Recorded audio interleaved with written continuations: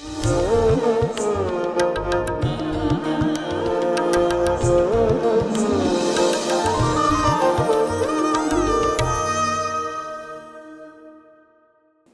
महाराज जी को 7वें दिन शाम को भगवान ने बुलाया, इंटरव्यू दिया और उनको बोले कि गांव-गांव में जाओ, सारे विश्व में जाओ कथा करने के लिए।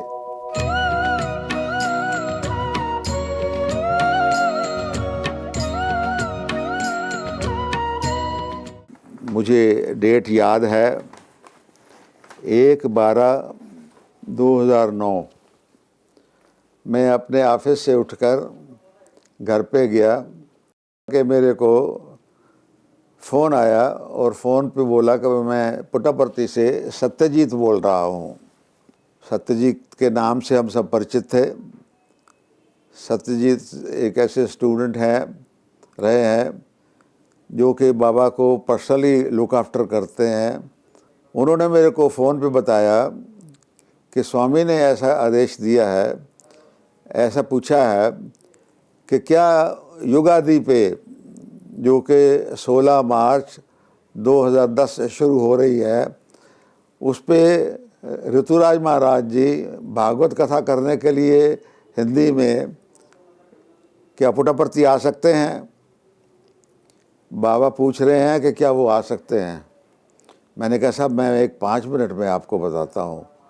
मैंने ऋतुराज महाराज एक यंग युवा संत हैं, श्रीमद् भागवत के ऊपर बहुत सुंदर कथा करते हैं। इंदौर में भी उनका आश्रम बना हुआ है और हर गांव-गांव में जाते हैं। भगवान बाबा के उन्होंने दर्शन किए हुए हैं, भगवान बाबा की कथा सुनाते हैं। तो मैंने उनको फ़ोन किया तो उस वक़्त अपने होम टाउन ब्यावरा में थे और साहब वो तो उछल पड़े, कहते हैं बाबा मेरे को याद कर रहे हैं, बिल्कुल चलेंगे हम।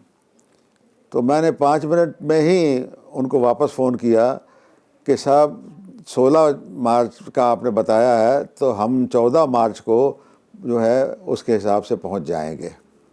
अब ये इतना बड़ा प्रोग्राम था, इसकी हमको मालूम नहीं था। तो सब जब प्रोग्राम बनाने के लिए बैठे तो ऋतुराज महाराज जी ने कहा कि भगवान के यहाँ अगर श्रीमद् भागवत कथा हो रही है तो पूरी विधि पूर्वक होनी चाहिए। तो क्या होना चाहिए उसमें? उन्होंने कहा कि हमारे 7 पंडित और जाएंगे साथ में, और वो 7 पंडित जो हैं एक अलग स्थान पर बैठकर जो है वो सवेरे 5 बजे पहले पूजा किया करेंगे और पूजा में यजमान बैठेंगे और साथ में वहाँ पर फिर आखिरी दिन जो है वो एक यज्ञ होगा। और श्रीमद् भागवत की कथा जैसे मैं तो स्टेज पर बैठकर करूँगा, लेकिन भागवत का पारायण जो है वो भी एक पंडित जो है वो करेंगे इस हिसाब से। अब सब ये सब बात अपने को पता लगी।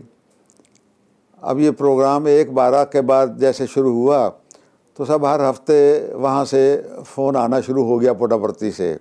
स्टूडेंट्स की टीम बनाई गई, अलग अलग लोग मेरे को फ़ोन करने लगे कि भाई हम उस टीम के मेंबर हैं, हमको बताइए पहले दिन कथा का क्या प्रसंग होगा। अब मुझे क्या मालूम क्या प्रसंग होगा। मैंने कहा साहब मैं पूछ के बताता हूँ। तो पूछ के बताया साहब कि पहले दिन कौन सा प्रसंग होगा, फिर दूसरे दिन कौन सा होगा, फिर तीसरे दिन कौन सा होगा, फिर चौथे दिन कौन सा होगा, 5वें दिन, 6ठे दिन और 7वें दिन समापन होगा। मैंने उनसे पूछा स्टूडेंट से कि भाई आप ये इतनी बातें क्यों पूछ रहे हैं हमसे? उन्होंने कहा हम इसलिए पूछ रहे हैं ताकि हमको जो डेकोरेशन करना है हम उसी हिसाब से करेंगे।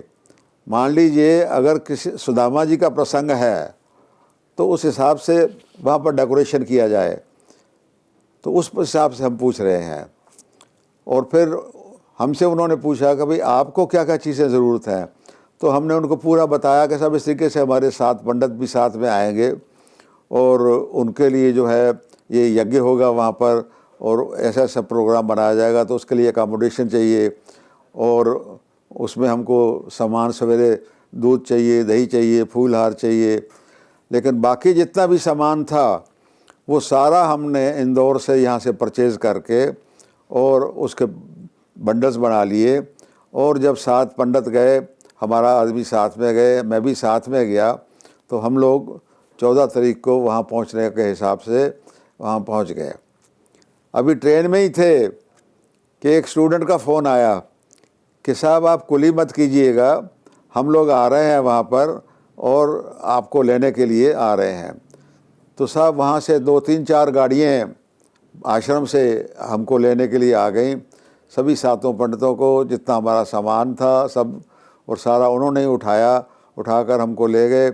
हमको जगह दी, अलग अलग जगह पर ठहरने के लिए।